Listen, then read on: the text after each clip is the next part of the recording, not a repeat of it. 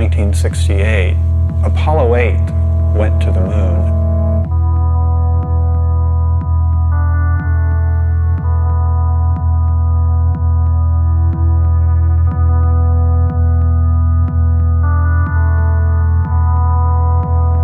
They didn't land, but they did circle the moon. And I was watching it on television, and at a certain point, one of the astronauts casually said, "We're going to turn the camera around and show you the Earth." And he did. And that was the first time I had ever seen the planet hanging in space like that. And it was profound. I think that for me, like for many other people, it was quite a shock. I don't think any of us had any expectations about how it would give us such a different perspective. I think the focus had been, we're going to the stars, we're going to the other planets, and suddenly we look back at ourselves and it seems to imply a new kind of self-awareness. One of the astronauts said, when we originally went to the moon, our total focus was on the moon. We weren't thinking about looking back at the Earth. But now that we've done it, that may well have been the most important reason we went.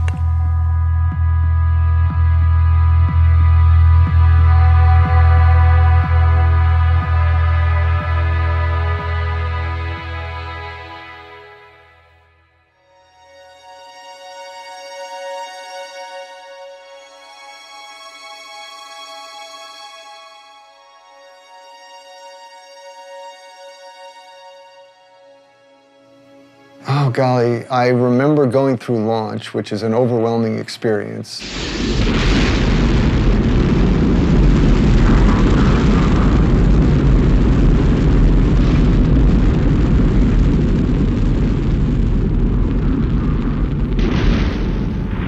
The engines cut off.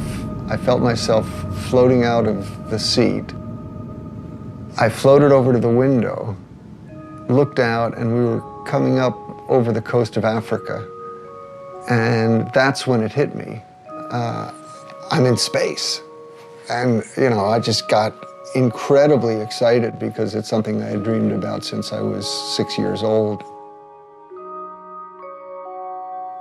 I think you start out with this idea of what it's going to be like.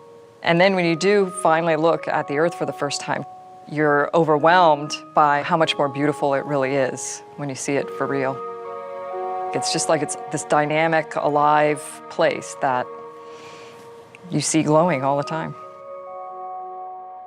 It was truly incredible to be up there, doing what I always wanted to do my whole life, and then to kind of glance back at our planet and see that view was just tremendous. I can only describe what I've seen. You know, looking down at the Earth and you see that line that separates day into night slowly moving across the planet. Thunderstorms on the horizon casting these long shadows as the sun sets. And then watching the Earth come alive. And you see the lights from the cities and the towns.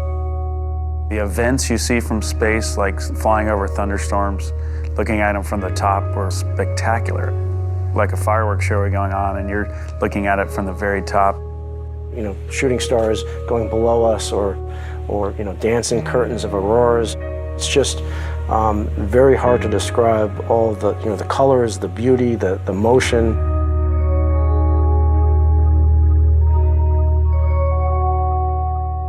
My job as lunar module pilot was to be responsible for the lunar module itself and responsible for the science on the moon.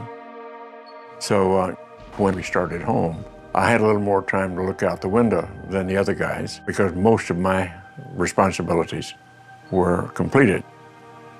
We were in a particular mode called the barbecue mode. So we were flying like this and rotating like that.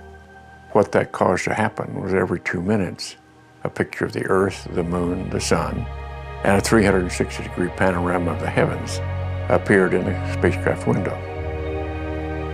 And I had studied astronomy and I had studied cosmology and fully understood that the molecules in my body and the molecules in my partner's bodies and in the spacecraft had been prototyped in some ancient generation of stars.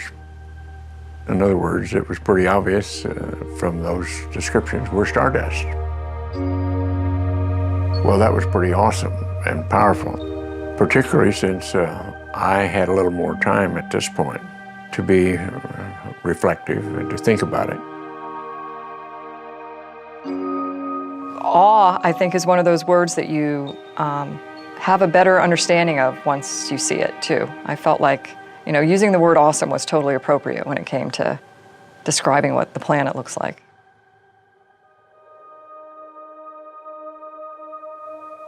To have that experience of awe is, at least for the moment, to let go of yourself, to transcend the sense of separation. So it's not just that they were experiencing something other than them, but that they were at some very deep level integrating, realizing their interconnectedness with that beautiful blue-green ball. And this is why the astronauts, particularly in the International Space Station, often say that much of their free time is filled with what they call Earth gazing, just staring out at the Earth.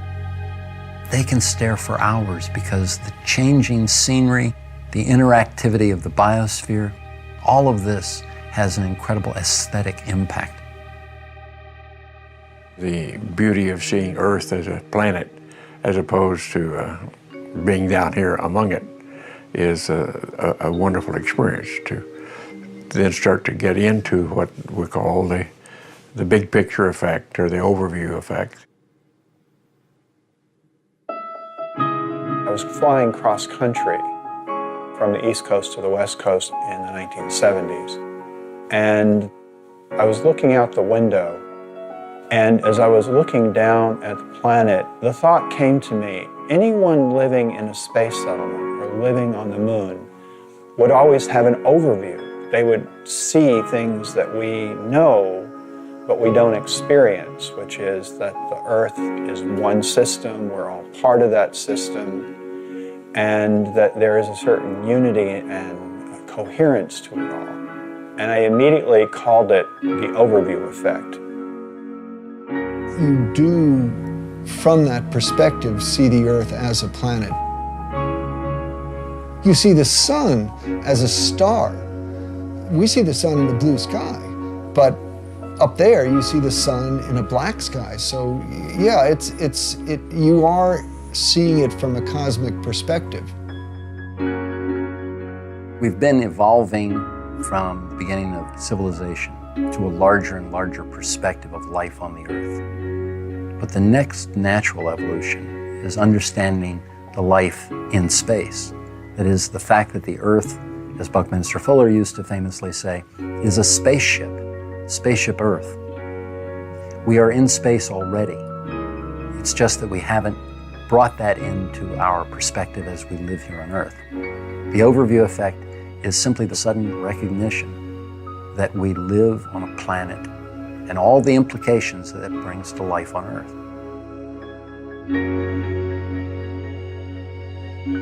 When we look down at the Earth from space, we see this amazing, indescribably beautiful planet. It looks like a living, breathing organism, but it also, at the same time, looks extremely fragile.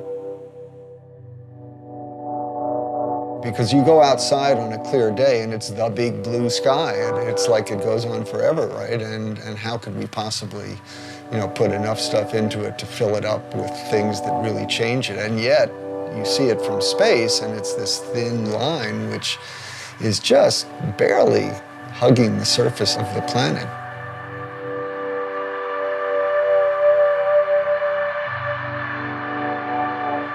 Anybody else who's ever gone to space says the same thing, because it really is striking and it's really sobering to see this paper-thin layer and to realize that that little paper-thin layer is all that protects every living thing on Earth from death, basically, from the harshness of space. There's this very poetic concept that a lot of people express, that there are no boundaries from space. And I've heard a lot of my astronaut colleagues say that. Unfortunately, it's not true. You do see boundaries. They're mostly the result of human impact. You can see erosion, clear cutting of forests, and You know, it's a long litany of environmental impact that we've had on our planet, and that's something which, when you see it from a cosmic perspective, makes you really appreciate the concept of spaceship Earth. I mean, we're all here together.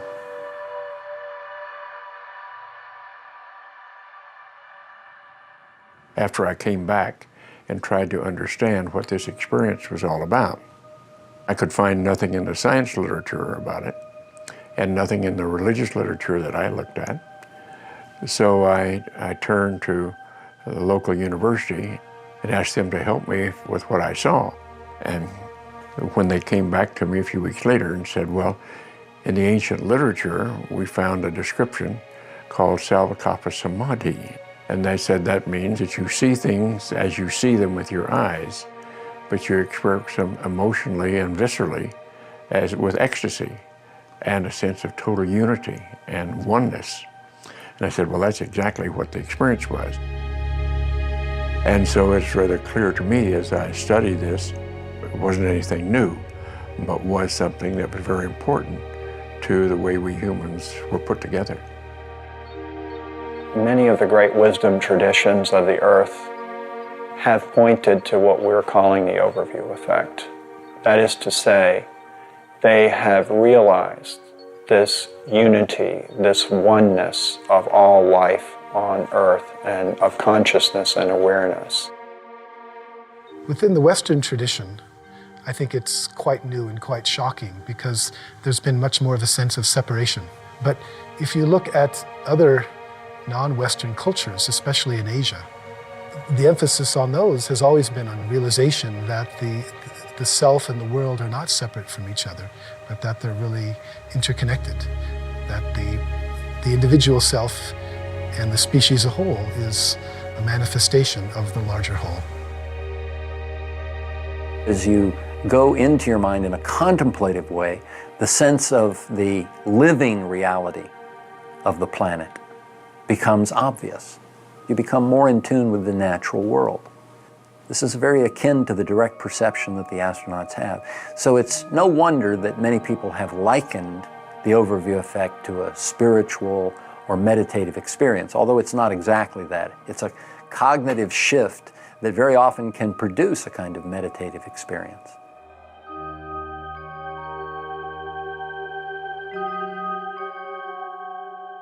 I'm sure we all interpret it somewhat differently. I know some of the fellows go right to a religious explanation. I didn't. I went to more science explanation. And I think all that's wonderful. That's what it takes to build a civilization.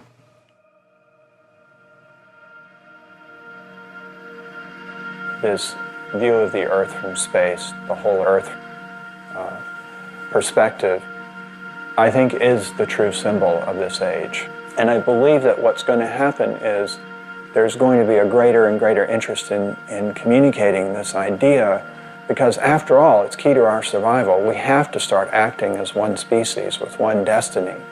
We are not going to survive if we don't do that. We're seeing very clearly that if the Earth becomes sick, then we become sick. If the Earth dies, then we're going to die. People sense that something's wrong, but they're still struggling to go back and find out what the real roots of the problem are.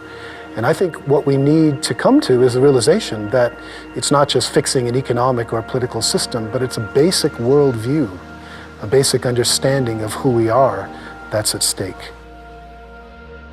And a part of that is to come up with a new story, a new picture, a new way to approach this and to shift our behaviors in such a way that it leads to a sustainable approach to our civilization as opposed to a destructive approach.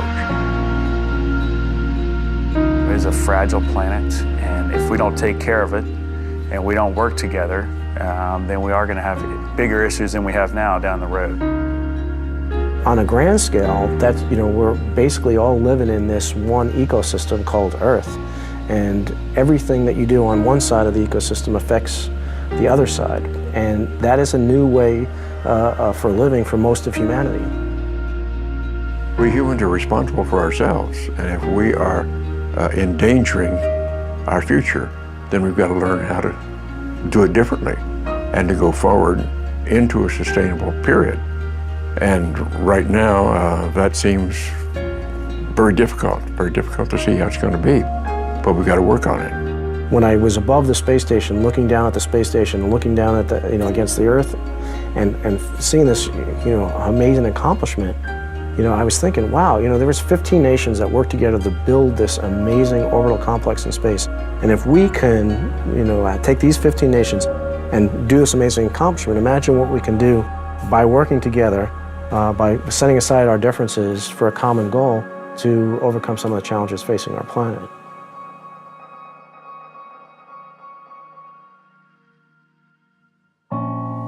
We have this connection to Earth. I mean, it's our home.